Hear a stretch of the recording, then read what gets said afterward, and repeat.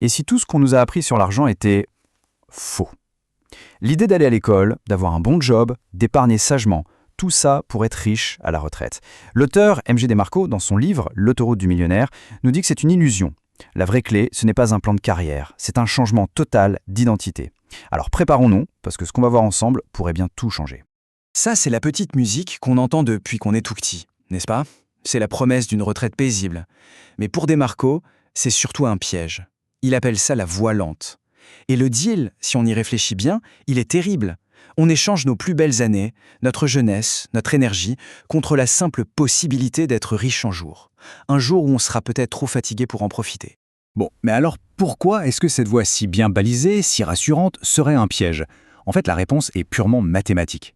Les mots sont forts, hein, troc criminel. C'est parce que Desmarco considère que lier directement son revenu au temps qu'on passe à travailler est la pire erreur financière possible. Pourquoi? C'est simple, notre temps est la seule ressource qu'on ne peut pas renouveler. On vend notre liberté, notre bien le plus précieux, pour un revenu qui sera toujours limité par les 24 heures d'une journée. L'équation est perdante d'avance.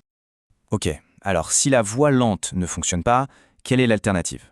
Elle repose sur une idée très simple, mais absolument fondamentale. Dans le grand jeu de l'économie, il n'y a que deux équipes. Et la richesse, elle, circule toujours dans le même sens, de la première équipe vers la seconde. La première équipe, c'est celle de la majorité. C'est nous, pour la plupart, les consommateurs. Depuis l'enfance, on est formé, conditionné pour désirer, acheter, posséder. Notre rôle dans ce système, c'est de dépenser. On est du côté de la demande. Et en face, il y a l'autre équipe, beaucoup plus petite. Ce sont les producteurs. Eux, leur logiciel est différent.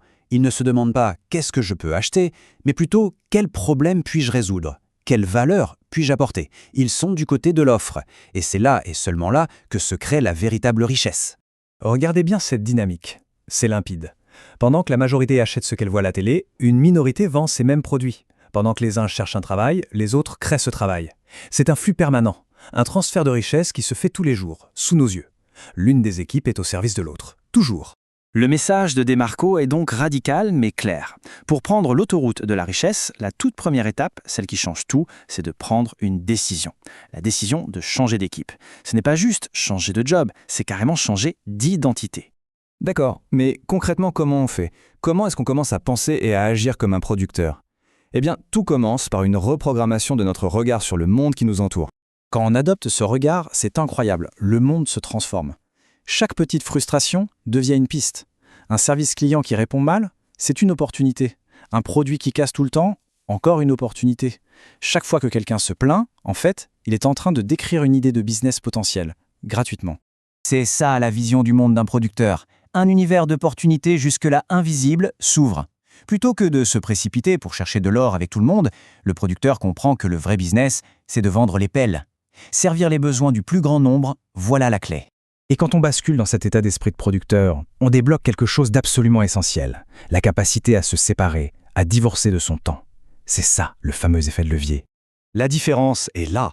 L'équation de l'emploi est simple et limitée. Le revenu, c'est le taux horaire multiplié par les heures de travail. Point. L'équation de l'entreprise, elle, est exponentielle. La richesse, c'est le bénéfice net plus la valeur de l'actif. On peut vendre un produit à 10, 100 ou 10 000 personnes en même temps. Le temps, lui, ne change pas. Le système travaille pour nous 24 heures sur 24. Pour bien comprendre, Desmarco donne cet exemple fou. Une seule interview à la radio, qui a duré 10 minutes, lui a fait vendre 1000 exemplaires de son livre.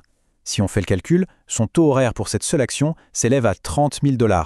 Essayez de comparer ça avec un salaire classique. C'est ça l'effet de levier en action. Un travail fait une seule fois qui continue de payer encore et encore. Voilà le véritable objectif. Pas seulement de gagner de l'argent, mais de construire un système, une machine, qui produit de la valeur et donc des revenus, qu'on soit là ou pas. C'est le seul chemin vers la liberté financière totale. La liberté de décider quoi faire de son temps, parce que le revenu n'est plus enchaîné à un travail actif. Mais attention, il y a un mythe qui a la vie dure. Les médias adorent nous raconter les contes de fées, la signature d'un contrat énorme, la vente d'une start-up pour des millions. Ils nous vendent la richesse comme un événement. La réalité, elle, est bien différente. Ce qu'on voit, ce que les journaux racontent, cet événement spectaculaire, ce n'est que la partie visible de l'iceberg. En dessous, il y a le processus, des années de travail, d'échecs, d'apprentissage, de doutes, de sacrifices. L'événement n'est que le résultat final et logique de ce long processus invisible. Pour finir sur ce point, il faut bien comprendre une chose. Devenir un producteur, c'est s'engager dans un marathon, pas un sprint. Ce n'est pas une recette miracle pour devenir riche en 6 mois. C'est une stratégie de fond pour construire de la richesse. Il n'y a pas d'ascenseur, non. Il faut accepter de prendre les escaliers, marche après marche. Alors, on pourrait terminer cette analyse en se posant une question toute simple. Au lieu de juste consommer cette information et de passer à autre chose, quelle serait la toute première petite action de producteur qu'il serait possible de faire dès aujourd'hui? Juste une. Ça pourrait être le premier pas vers un chemin complètement différent.